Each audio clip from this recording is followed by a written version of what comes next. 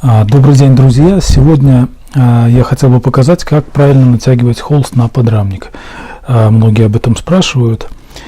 Итак, так-то я уже давно не натягиваю, покупаю готовыми, но вот тут понадобился натянуть кусочек холста на подрамник. Я заодно покажу, как и, главное, чем я это делаю.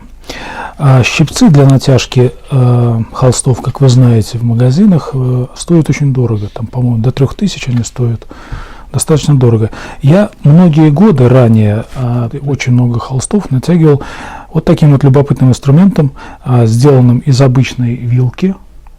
Вот зацепчик такой колюченький, который помогает подтягивать холст в качестве рычага. Очень сильно можно натягивать вот таким вот инструментом, который стоит, естественно, ничего не стоит.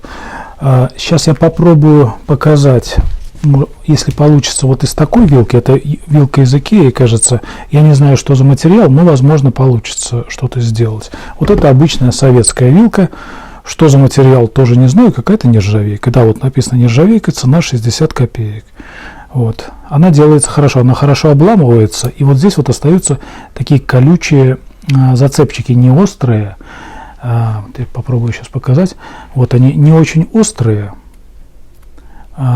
но этого достаточно, чтобы зацепить холст и в то же время не продырявить и не порвать его. Вот в чем дело, это важно. Так, пробуем. То есть нужно вот так на себя согнуть зуб. Согнуть и отломать. Так, вот, ломается неплохо, кстати. Под корешок. Прям под корешок плоскогубцами. Так, отлично. Это тоже, скорее всего, нержавейка, потому что усилия те же. Насколько я помню, как ломались вот эти вилки, усилия примерно те же. Так, вот зацепчики. Их можно немножко наждачкой, чуть-чуть их под вот эти наружные части подгладить, чтобы не так царапалось. А вот эти вот части трогать не нужно. Вот между зубчиков, между вот этих, цепляет вот эти вот уголочки. Вот этот уголок, первый уголочек, второй, третий, четвертый, пятый, шестой, седьмой, восьмой. 8 зацепчиков таких прямоугольных должно быть. А вот это вот здесь немножко я сейчас точу.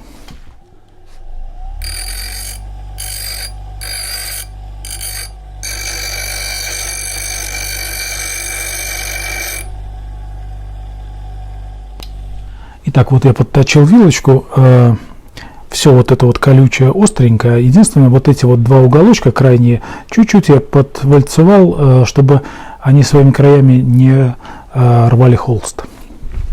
Так, теперь отрезаем кусок холста с запасом.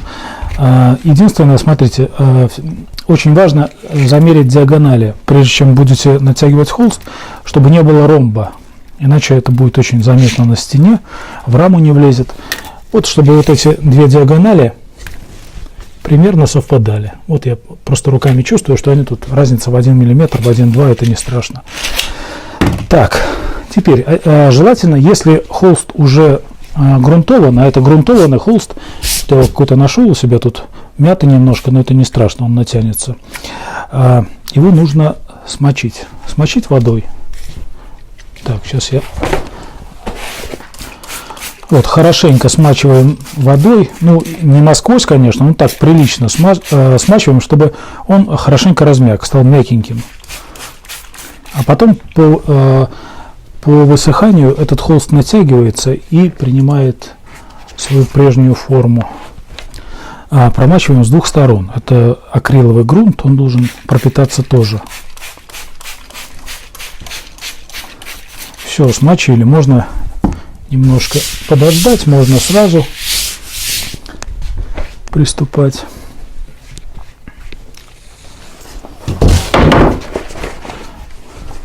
Вот, накладываем примерно посередине холст. И теперь вот что важно, я много пробовал натяжек, с углов начинать. По одной стороне, по второй, по третьей, по четвертой всегда получались волны или по уголкам такие складки, вы знаете, наверное.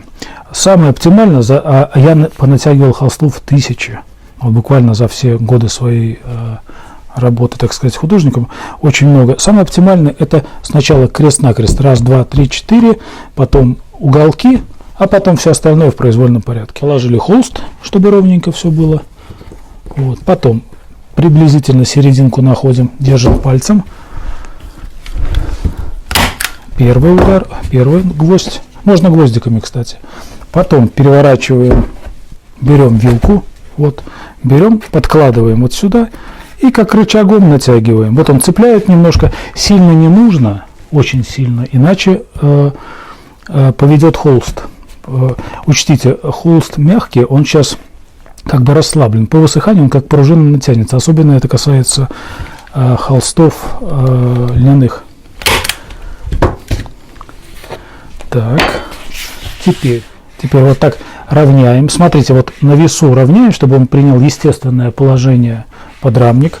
Равняем, ставим, находим вот эту серединку. Вот, чуть-чуть подтягиваем. Немножко подтягиваем, не сильно, чтобы не было большого перекоса именно в эту сторону, так как нижняя сторона еще не закреплена.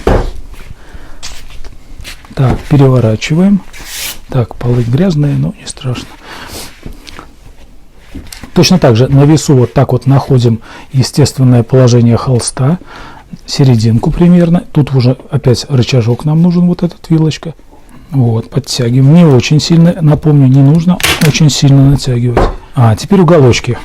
Также берем, отпускаем, чтобы повис холст, нашел свое естественное положение, уголочек относительно холста.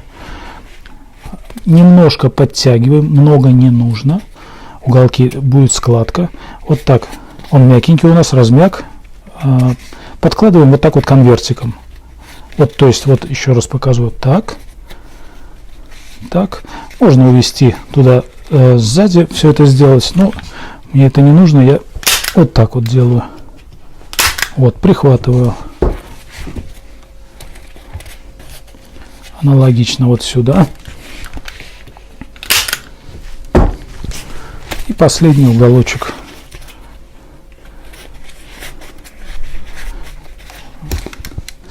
Теперь просто в произвольном порядке с любой стороны мы вот так вот уже с помощью вилочки спокойно. Вот первых две стороны, вот первую сторону не очень сильно, поскольку у нас противоположная сторона не подтянута, легонько. Так, вот противоположную сторону уже чуть сильнее подтягиваем.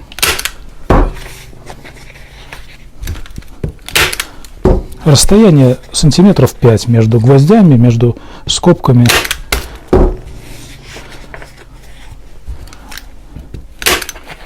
Тоже вот эту сторону нижняя у нас не подтянута, не очень сильно. Вот так, раз, два. Вот, расстояние 5, сантиметров 5-7 вполне достаточно для грунтованного холста. Негрунтованную тряпку лучше почаще бить. Почему? Потому что грунтованная проклеенная, она как бы вот эти вот волнышки между ними будут слабенькие. Если не грунтованная тряпка, вот эти вот будут как бы провисы такие, растянется тряпка, вот как резиночка, это будет заметно. То есть негрунтованную лучше почаще забивать.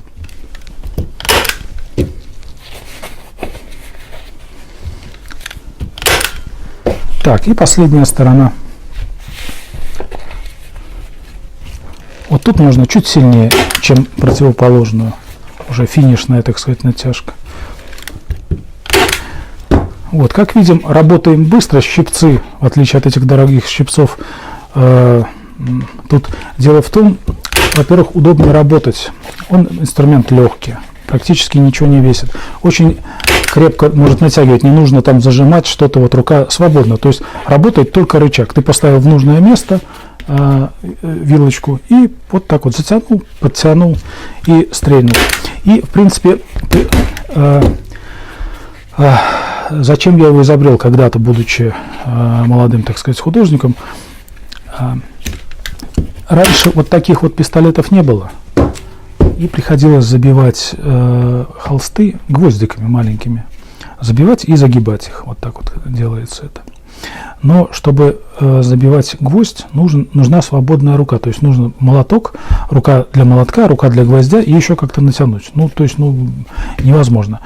То же самое с клещами. Будь у меня клещи какие-то, в принципе, я мог бы их сделать. Рука была бы занята. Как-то пришлось бы городить вот эти вот еще устройства для поддержания, для удержания гвоздя и так далее. Вот. А здесь же вот с таким инструментом остается рука полностью свободна. То есть вот, будь у меня тут гвоздь, я спокойно вот так загибаю, мизинцем держу эту вилку в натянутом положении холст и спокойненько, так сказать, забиваю гвоздь и все. Вот. То есть это удобно даже в том плане, если кто-то будет забивать, если у кого-то нет и вот такого инструмента, будет забивать гвоздиками. То есть вилочка такая универсальная, хороший инструмент. Вот. На такую натяжку холста уходит 2-3 минуты, наверное, не больше.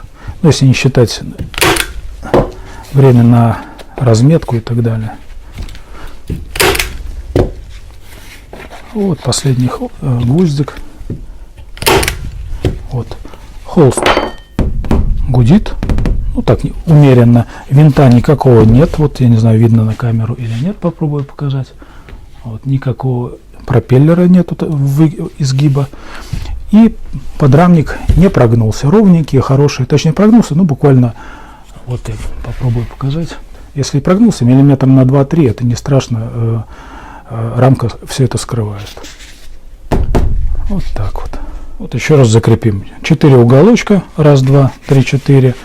Ромбика у нас нету на подрамнике.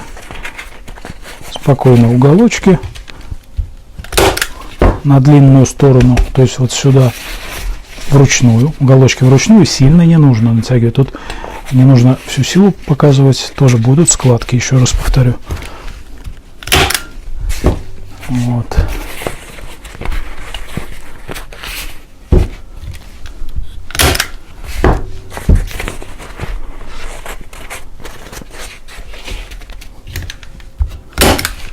И вилочка.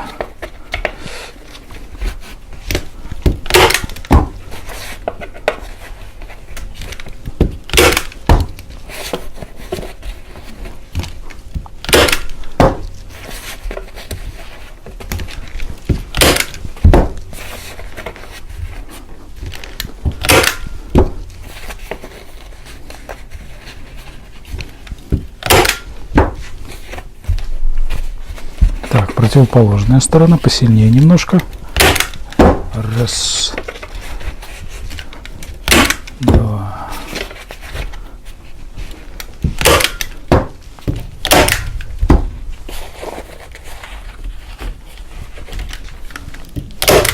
Вот так, вот проверили, посмотрели, ромбика нету, все отлично. И обрезали ножиком.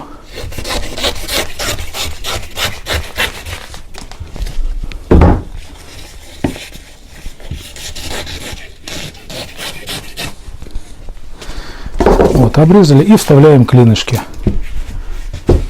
Клинышки, напомню, если кто не знает, вставляются вот так, длинной стороной к стенке. То есть вот этот вот сюда, вот рукой покажу, длинная сторона, вот длинная, кладется на деревяшку и находит свой паз. То есть вот это идет сюда. Вот этот, соответственно, вот у него свой паз.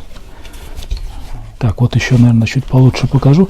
Вот длинной стороной ставим. Одна дырка, ошибиться невозможно. Вот она одна. Здесь напротив вставляем. Здесь, соответственно, ставим вот своя дырочка. Все, вставили. И подстучать нужно. Вот эти клини, они раздвигают вот эти рейки и, соответственно, натягивают холст. Вот это, как по мне, единственная верная натяжка вот таким способом. Никогда никаких косяков именно с такой натяжкой у меня не было. Очень редко бывали складочки по углам, но это уже свойство холста. И иногда немножко просыхает дерево. Да, кстати, про дерево. Дерево обязательно должно быть, ну вот это грязное, покажу вот на нормальном подрамнике.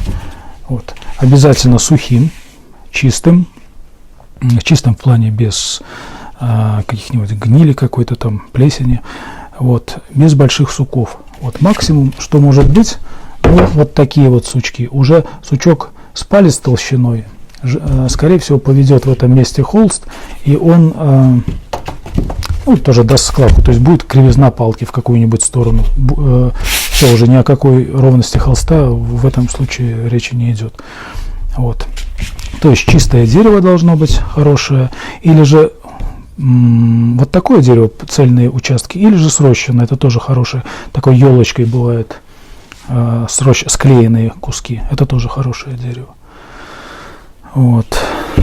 Ну все, вот 2 минутки, холст готов. Всего хорошего, до встречи.